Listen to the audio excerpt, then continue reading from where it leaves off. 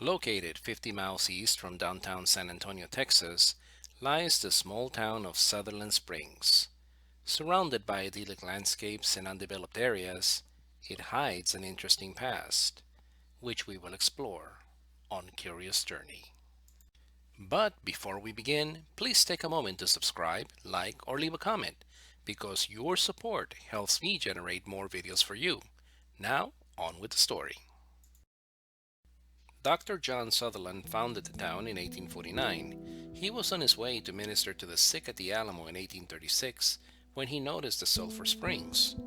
Luckily, he was spared the defender's fate when he, after being injured himself, was used as a messenger for General Sam Houston. The town grew, the sulfur springs contributing greatly to the local economy, and in 1909 a luxury hotel opened to capitalize on this. Unfortunately, the springs dried up, and the hotel closed soon after, in 1924.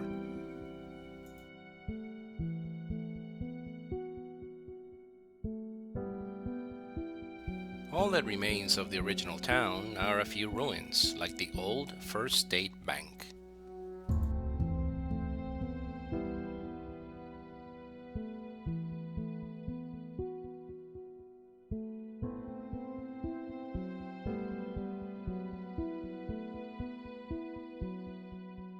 The center of the room is dominated by hackberry trees and poison ivy. I better watch my step.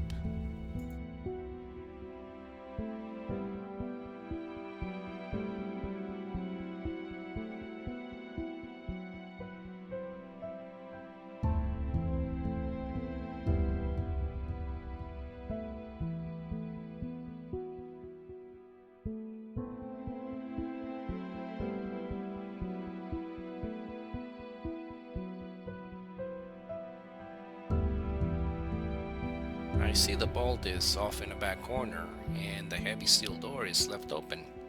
Let's take a look.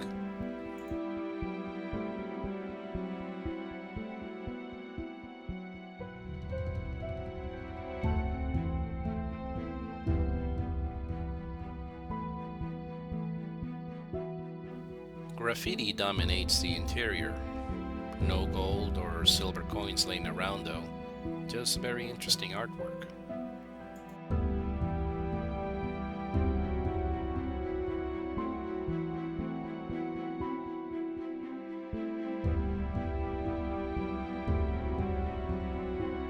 But I do see that someone favors the place as a nice cool escape from the Texas heat, as evidenced by the adult beverage containers left behind.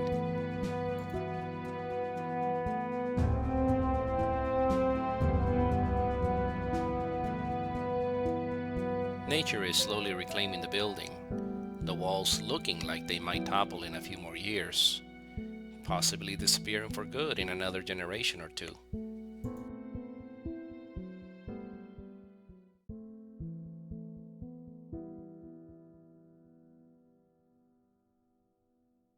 A few more feet down the street lies another set of ruins, what I think it's the old saloon. The building is in even worse shape than the bank. Only a couple of walls are still standing. I hear something scurrying around me. Maybe a few critters trying to get out of my way.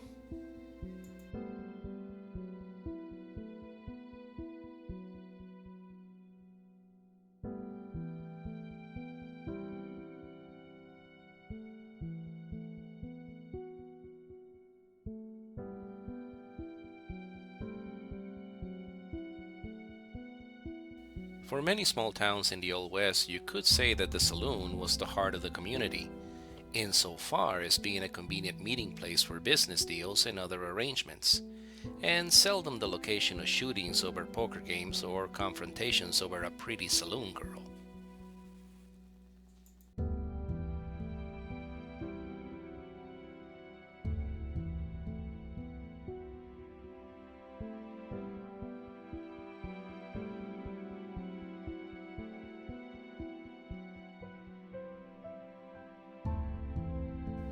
I've heard that a university investigated the site for any evidence of paranormal activity, but so far I have yet to find any reliable sources about such an investigation.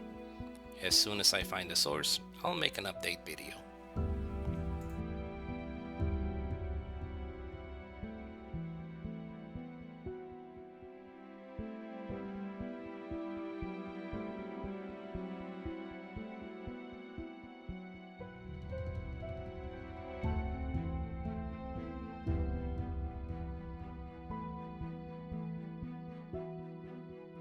Across the street is the old movie theater, seemingly in better shape than the other two buildings.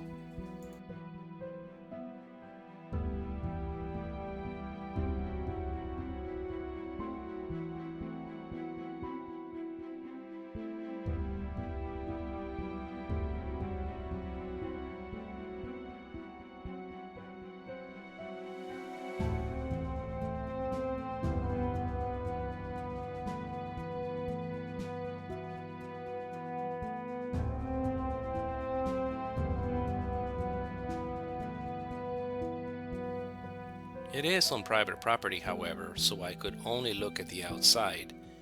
I see all the walls and the roof are still intact for the most part.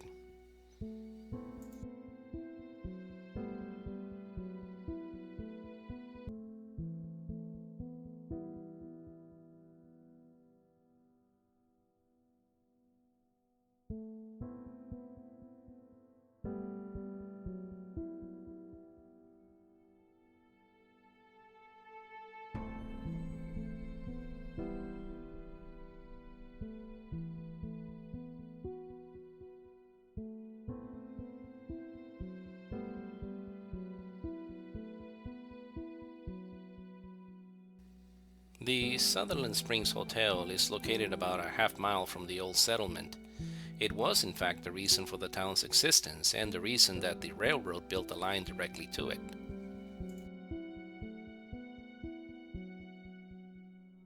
The old railroad embankment is still there, but the rails and ties are gone. A back dirt trail connecting private properties is all that remains.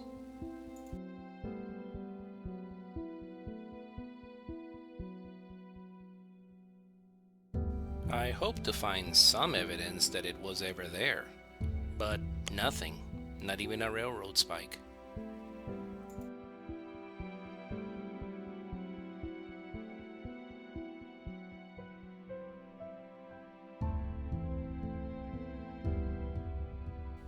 Walking further down the path, I take a right, and I presume this is close to the location of the original rail station. Some litter lying about, but nothing more.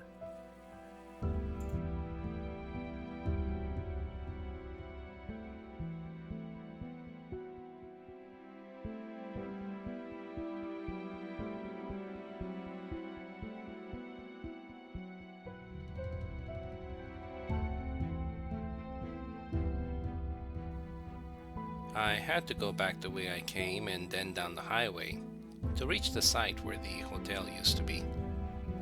Once the vacation site for wealthy tourists and even a presidential visit by Theodore Roosevelt, there's only a grassy meadow here to greet me.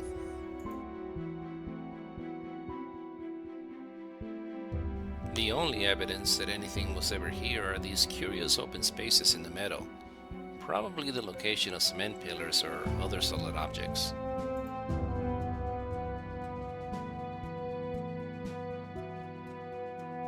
I wonder how many of Texas's elites of the time relaxed in the warm springs near Cibolo Creek, on this open field, and how many business deals or political haggling was done that ended up shaping the future of Texas.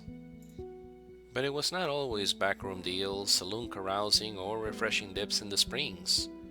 Tragedy was never far away. A flood in 1913 destroyed many homes and extensive damage was dealt to the resort, filling up the springs with mud.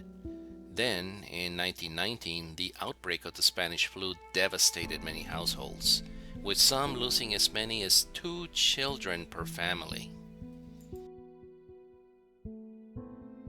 A fire in 1927 destroyed many houses as well as businesses, and the Great Depression, which followed in 1929, was all the town could bear. Tragedy, however, did not remain in the distant past. and the massacre of 26 innocents at the First Baptist Church in 2017 is still a fresh wound in the hearts of many of its residents.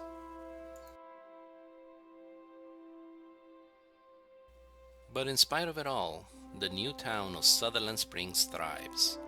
Their deep values of family, community, and worship are the strength that keeps their town on solid foundation.